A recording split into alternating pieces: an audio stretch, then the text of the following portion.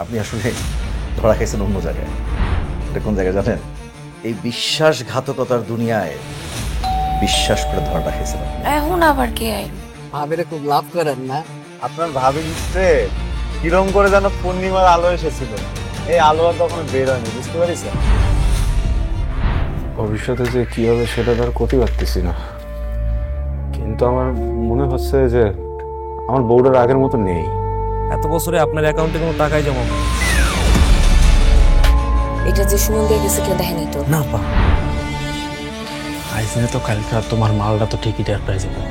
বাসায় পাড়াতে পক্ষে কোনো খাবার দাবার খাবেন না, যদিও বা খান খুব সাবধানে। জান জান, আপার তো সব লাইনই নষ্ট।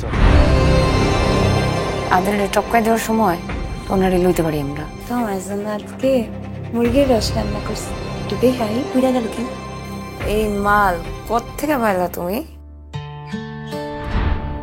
কয়টা দিনের ব্যাপারই তো, যাবো কাম টাম করে টাকা পয়সা বানিয়ে নিয়ে চলে আসবো, তারপরে বাচ্চা কাচ্চা হলে ওগরে টাকা গোছায় দিব, দেখো তোরা তো ওকে মতো কাম করে খা, আমি আর আমার রানী কক্সবাজার যাবো।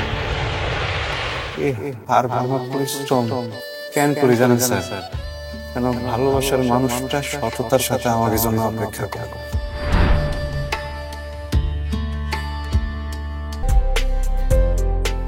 প্রিমি ওয়ার্ড্রোব, গুছিয়ে ফেলুন জীবনটাকে।